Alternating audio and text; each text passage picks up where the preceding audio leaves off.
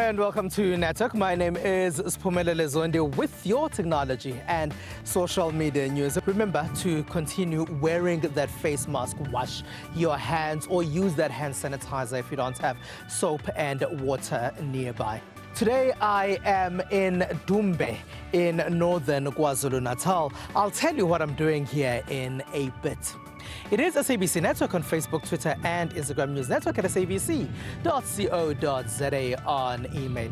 Recently, President Cyril Ramaphosa asked us to stop sharing misinformation on social media, especially about the COVID-19 pandemic. These are requests that we have heard a lot in the last year. So our Twitter poll this week is asking you if you have stopped sharing misinformation and whether you are verifying information before sharing it on social media. Results of that are coming up later in the program. Firstly, here's what's coming up tonight. We tell you about a technology that converts air into water. It helps especially in rural areas where you might find that there is a shortage of water. We also have an app that can help you call on emergency services in times of need. And in our conversation, we look at tech possibilities beyond the COVID-19 pandemic and whether some of the technologies we started using a lot during the pandemic will stay once things are open. Recently, a couple of technology startups participated in an initiative that aims to help them with mentorship and funding. Here's producer Sandile Hlangane. This group is from all over the country. They have tech solutions that they say can improve the way things work in the country. The solution that we have decided to call it the multiplier effect. And this term has been borrowed from the multiplier effect from tourism. And this simply means that it's about how the money is able to circulate in one community. Say, for example, if you have a hotel and then you hire someone from the community, then the money which you give them goes to the person who stays within the community, and that person then goes buy food in the same community. So it's all about circulating the money in the community. So our entire idea has its core on the multiplier effect. The solution is called the eServe. So it's meant to serve young people, roughly around the ages from 14 till 25 or 30. That would enable them to get employment. The team solution is that we are going to build a platform that will not only enrich users and be user-friendly, but it will give a lot of opportunities to local municipalities. We don't only want to focus on the big municipalities, but we want to focus on municipalities that are very small because they also have opportunities and they also are able to reach out more. The unemployed youth, we're trying to promote them so that they can get government procurement opportunities. And how we're going to do this is we're going to create somewhat of a system, and through that system the person will be able to register themselves and their company, the company details, and whatever qualifications they have. And how we will do this is we will now work with a ranking system, and it will rank the businesses based on either what services they provide or what qualifications they've got, such as BEE and so on and so forth. They are in Johannesburg as part of SALGA, an Empire Foundation's Developer for Startups program. This problem statement is focusing on creating youth employment opportunities for local government and procurement opportunities. And this has been the sense of now, how do we get, let's say, smaller businesses to contact the municipalities to, let's say, get some of their compliance documents in order? Or how do we enable a smaller business now to be vetted, to apply for grant funding, or maybe, let's say, to apply for certain tenders or whatever you're talking about? So as part of our vision to digitalize and bring technology solutions to the local government sector, SAGA really identified the youth as a key component of our country and innovation efforts to bring out solutions to the sector. And as such, one way to do this is to work with partners that are doing hackathons, inviting young innovators, young creatives, young technology enthusiasts to really be part of the solutioning of the problems that we have in the sector. We saw that there is a serious gap around young people, particularly those who have finished school and even those who don't have a matric qualifications. So we are trying to assist in terms of bridging the gap by skills, job placement and entrepreneurship. Startups say being here is definitely helping.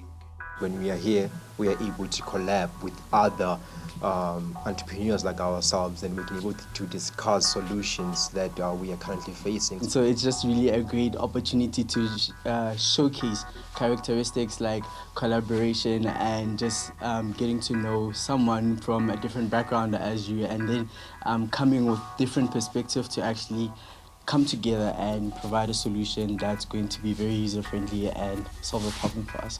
We would like to make a change. We would like to make a difference. We spent hours, late nights, trying to come up with a viable solution, trying to bring change to our country for the better. Empire Foundation's Developer for Startups is a series of programs for growth stage startups to get technical and leadership support from industry experts tailored to their business. In our Startup Corner, we found an app that helps if you need emergency services. Hi everyone, my name is Blessing Zoza. I'm the founder and CEO at Respo. We build solutions for emergency response services.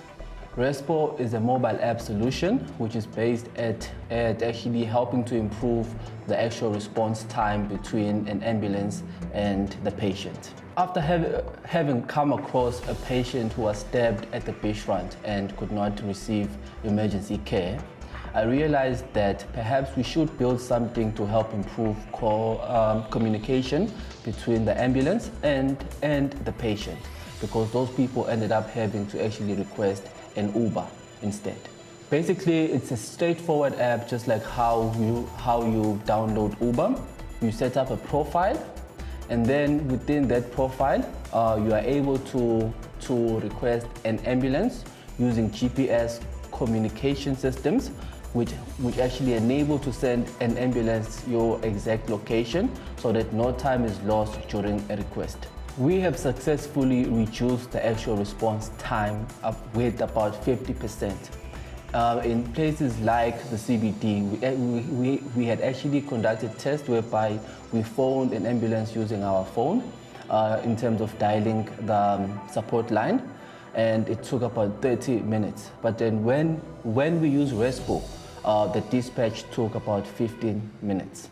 And in the township as well, we did a similar test whereby when we used the direct line, it took more than an hour, but when we used Respo, it took only 40 minutes. I heard about this app on radio. It was of course FM, so I heard about the app there. Then I started following these guys from Respo. I've utilized the app several times due to when I use my own cell phone or any other number trying to call for help of an ambulance. Sometimes it takes time, it delays. One of my friends had the app as the status, so I immediately downloaded the app because most of the time I realized that we always have an issue when we have to call an ambulance. It always takes forever for the ambulance to come by. So it's actually happened that few days after I downloaded the app, my neighbor's child had a seizure. So they did not know what to do. They've been trying to call an ambulance and it wasn't in response. So I immediately used my app, and within 15 minutes, the ambulance was on my gate. Our service reaches out countrywide. We have been fortunate enough to work with our strategic partners in our ER24, who offer us a nationwide footprint. So in any city in the country, you are able to receive an actual response. At the present moment, we do not work with hospitals. It is our wish to provide an integrated system which does reach out as far as hospitals. It's in the pipeline. A lot of areas in the Dumbe local municipality are in the deep rural areas, and therefore they have a problem with clean water. Now, children at the Muziwe Sizwe High School had a problem with clean water that is especially important now as we live in the time of COVID-19. But they found a solution that turns atmospheric air into clean drinking water, which they can also use to wash their hands. Children here say getting drinking water was a problem even before COVID-19 came. Because ukuthi siphume ngaphandle siwafuna ngaphandle amanzi bekunzima even ngisho sibuye ema-toilet singakhona ukugeza izandla. With COVID, the situation would have been worse. We've been having this soap from the government, but we couldn't use it since we didn't have water. And then we've been depending mainly on the water that is delivered by the municipality Zululand, where they fill about 2 tanks of 5,000 each. But most of the time we run out of that water. The principal here, still new at the time, had a conversation with Gem Water Management Solutions and Umhlatuze Water. A solution that does not require a dam or connection to any water system was found. The machine have what we call a heat exchanger or a coil. The water gets extracted, or the air gets extracted through the coils, and it gets cooled down through a refrigerated liquid. And that creates a condensation process where the coil that is heated gets cooled down, and that creates the water.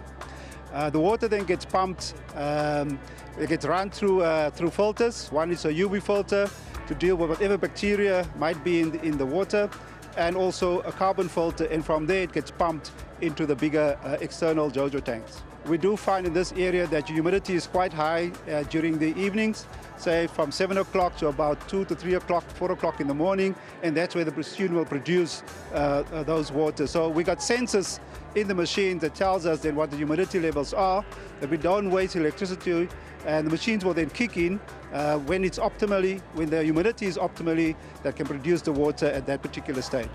Such technologies make it easy for schools like this one in the rural areas to have that water, and kids can have drinking water that they can also use to wash their hands. Aseqoqa abafundi ukuthi bengaphumeli ngaphandle beyofuna amanzi ngesikhathi sokufunda, lokho kuphazamisa ukuthi abafundi othisha noma befundisa bephume ngaphandle. Kodwa manje ngoba sekhona amanzi, abafundi sebeqoqekile, sibathola emaklasini. Noma sinayo lenkinga ya COVID, but likhona ithemba sengenza kangcono. Amanzi azosilekelela njengoba bengekho besiba nokuthi amabacteria azosilimaza kakhulu. They say this technology can be used in the home as well, and there it would cost between 80 and 90,000 rand. The system can run from your normal electricity, it can run from solar panels. The Deputy Minister in charge of Housing, Water and Sanitation, David Mahlobo, visited the school recently to see how their atmospheric water generator works. He seems impressed and says it can help elsewhere too.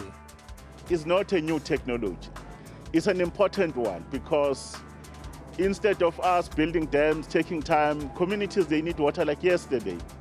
Students do not only have access to purified drinking water, toilets also flush here too now. Njengoba sesingene na ku-third wave nje manje sekuyavela ukuthi abantu bakithi amanzi bebengenawo, kodwa lo hlelo malingathatha lisuke nasey'ndaweni zasemakhaya abantu sebengakwazi ukuwasha izandla besanitize. With many parts of South Africa experiencing water shortages, Umhlatuze Water says they're constantly looking for different technologies to assist in the areas they service.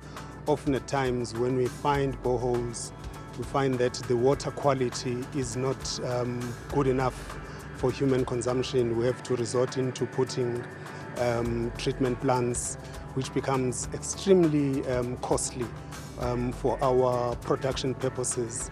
And in some cases, when the drought strikes, because we don't have enough dams for storage purposes, we then had to look for other sources of water, including the machines that we are referring to, water-to-air machines, as an alternative, and other alternatives like desalination plants, which we're exploring at the moment. The hope is that students can also learn more about such technologies, so they too can get into professions that can design and build these.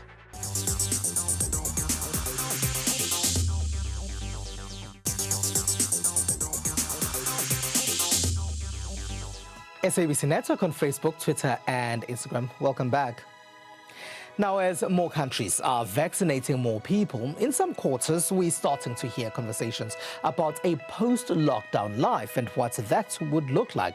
Technology is said to be a huge part of this, as people are more comfortable with working from home now, and the digital office has become an office that many are now familiar with. There's also e-learning that's part of the conversation in some quarters, and e-commerce as well is a huge talking point in many spaces too. But Adewale Adejumo, who's the co-founder of dropstore.co.za, is joining me right now to talk about possibilities of a post-lockdown life. Hello, and thank you very much for being a part of our network, Adewale. Maybe if you can start by discussing some of those possibilities and what we're likely going to see. So some of the other lessons that we actually got from the last lockdown was that South Africa does have the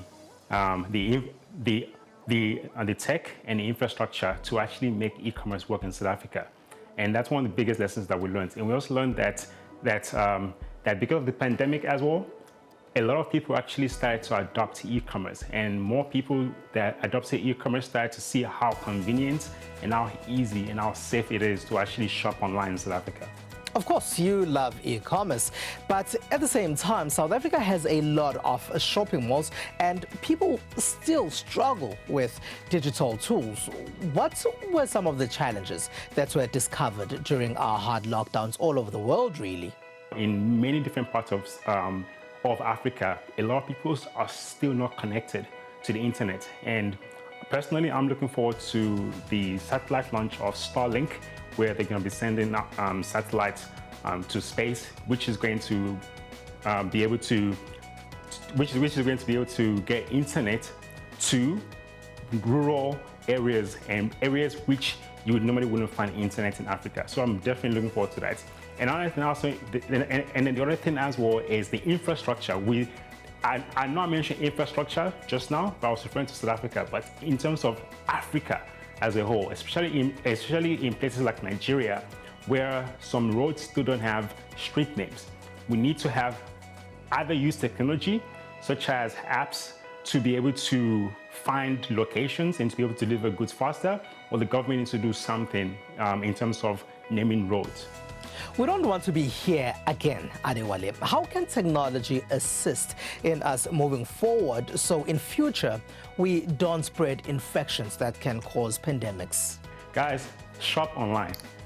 Buy things online, stay at home, try to avoid going to malls as much as you possibly can, because in South Africa has way too many malls, and that is not just my view. South Africa, if you look at the world stats, South Africa has, I think, more malls per kilometer than any other country in the world. And malls and places where people are constantly having physical contact is where the infections are being spread.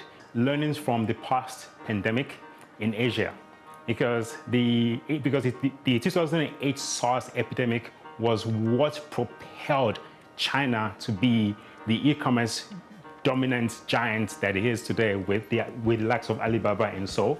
So the post-pandemic world that we're about to actually go into, it's going to be very different to where we were a year and a half ago. Because where we're going right now, it's going to be a world that is a lot more connected. People are going to be a lot more connected. People are going to, there are so many different online shops that are popping up. Like a lot of businesses are taking the businesses online. So it would be great to support those businesses as well and to help to see e-commerce grow. So I definitely have positive vibes for the post-pandemic world when it, in relation to online shopping and in relation to e-commerce and digital growth. The digital divide, fear of technology as well. These are some of the issues that were exposed during the last year and a bit. This won't go away in a post-lockdown world. So that is actually a really good point. A lot of people are not that educated about online platforms because one thing that prevents people from shopping online is fear. And that's fear of maybe their credit card details or their card details being stolen, and like those fears are actually valid.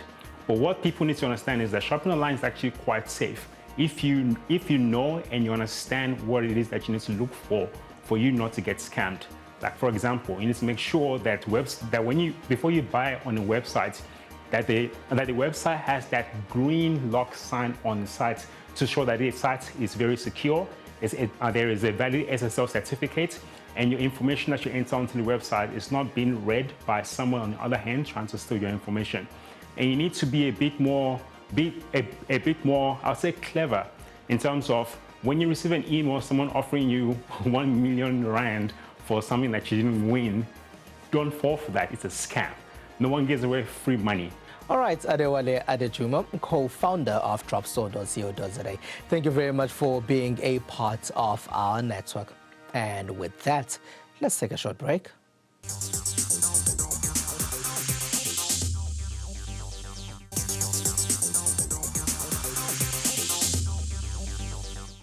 It is SABC Network on Facebook, Twitter, and Instagram. Welcome back.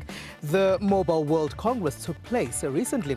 Let's find out what happened there and other news that took place in the technology world in the rest of the world.